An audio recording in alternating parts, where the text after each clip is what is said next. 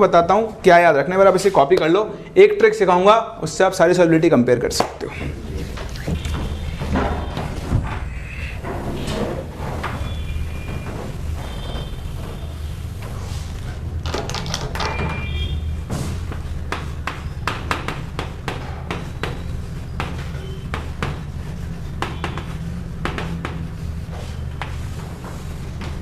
देखो आपको याद रखना है ऐसे BFOX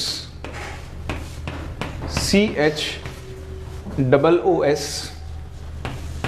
F फर्स्ट A। इसको याद कैसे रखना है, brown fox chooses for first A, मतलब चूजेस फॉर फर्स्ट, मतलब फर्स्ट आना उसको इस तरह समझते हो।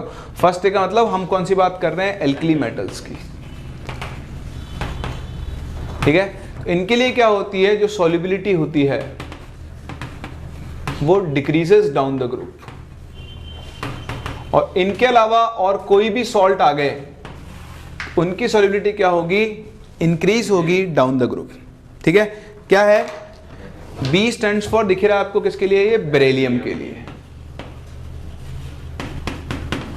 तो बेरिलियम के फ्लोराइड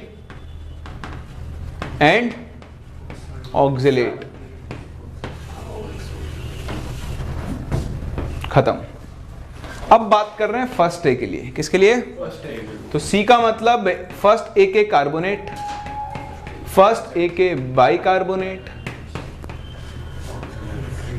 इसके ऑक्साइड, इसके हाइड्रोक्साइड, इसके सल्फाइड एंड सल्फेट दोनों, और इनके फ्लोराइड, इन सब की सॉल्युबिलिटी क्या होती है, डाउन द ग्रुप जाने पर डिक्रीज होती है, बाकी की क्या होती है, इंक्रीज। अच्छा मैं आपसे बोलूं arrange in solubility order, lithium nitrate है, पोटेशियम सोडियम नाइट्रेट है आपके पास, पोटेशियम नाइट्रेट है, बताओ सॉल्युबिलिटी का ऑर्डर इनमें आ रहा है कहीं पे, तो सॉल्युबिलिटी डाउन द ग्रुप जाने पर क्या होगी, बढ़ेगी।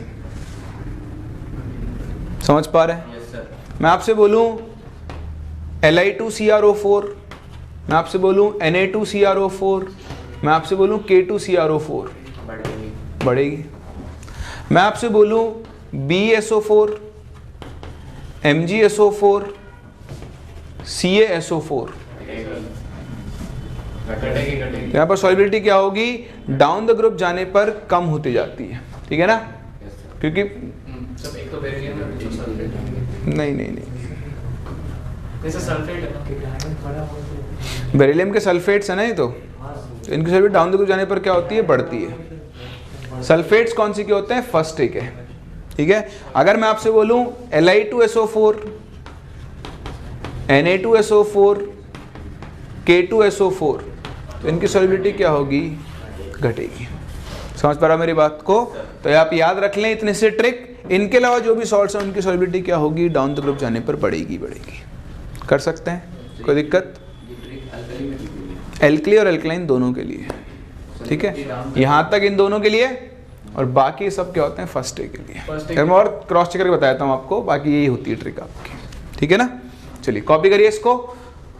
सर ग्रुप 2 के लिए भी वो ऑर्डर है, ग्रुप 2 में सिर्फ बेरिलियम के लिए होता है ये। अच्छा बाकी सब के लिए, बाकी बेरिलियम के जो होंगे उनकी सॉल्युबिलिटी क्या होती जाएगी, कम होती जाती है, ठीक है। फ्लोराइड और ऑक्साइड की सॉल्युबिलिटी क्या होती है, सबसे ज़्यादा। बाकी बेरिलियम के कंपाउंड क्या होते हैं, कोवेलेंट होते हैं, तो उनकी सॉल्युबिलिटी क्या होती जाती है, कम होती जाती है, ठीक है ना। तो ये आप ट्रिक को याद रख लो। एक बार उसको क्रॉस चेक और कर देता हूँ आपके लिए। चलिए ये दोनों के लिए ही है, यानी इनके बेरिलियम के तो सिर्फ फ्लोरेट और ऑक्जेलेट है ना, इनकी सॉल्युबिलिटी क्या होती है, सबसे ज़्यादा। बाकी एल्कली मेटल्स, एल्कलाइन मेटल दोनों के ही, कार्बोनेट, बाइकार्बोनेट, सल्फेट, सल्फाइड, इन सब के लिए होता है। तो दोनों के लिए होता है, फर्स्ट ए के लिए भी होता है और सेकंड के लिए भी होता है। तो दोनों के लिए ये ट्रेंड है। इसका मतलब सल्फेट की सॉल्युबिलिटी डाउन द ग्रुप क्या होगी, डिक्रीज, ठीक है। BSO4 सबसे ज़्यादा सॉल्युबल होता है, MgSO4 उससे ज़्यादा, मतलब उससे कम, CaSO4 उससे कम, BSO4 उससे भी ज़्यादा कम होता जाता है। तो आप ध्यान रखना, ये जो अपने ट्रिक बनाए, ये सारे कंपाउंड्स फर्स्ट ए और सेकंड ए दोनों के लिए एप्लीकेबल होते हैं। बस इनमें क्या होता है, बेरिलियम और बेरिलियम के फ्लोराइड और ऑक्सीडेंट केस में क्या होता है, सॉल्युबिलिटी सबसे ज़्यादा डाउन द ग्रुप जाने पर वो क्या होती है, डिक्रीज होती है वो भी। उसके अलावा आपने हाइड्रोक्साइड ले लिए, तो हाइड्रोक्साइड्स हो गए आपके पास हाइड्रोक्साइड तो ये रहा ना, हाइड्रोक्साइड की भी आगे होगी, डाउन द ग्रुप जाने पर डिक्रीज होती जाएगी। तो बस ये कंपाउंड्स हैं, इसके अलावा नाइट्रेट मिल गया आपको या क्रोमेट मिल गया, तो उन सबकी सॉल्युबिलिटी डाउन द ग्रुप जाने पर क्या होती है, बढ़ती है। ठीक है, तो इस ट्रिक से आप क्या कर सकते हो, सबका काम चला सकते हो, और अब आपसे ऑर्डर पूछ ले तो आप आसानी से उस ऑर्डर को बता सकते हो। कर लेंगे, चलिए तो यहीं पे अपना इस ब्लॉक खत्म होता है, फिर हम स्टार्ट करते हैं with our next chapter, that is P block.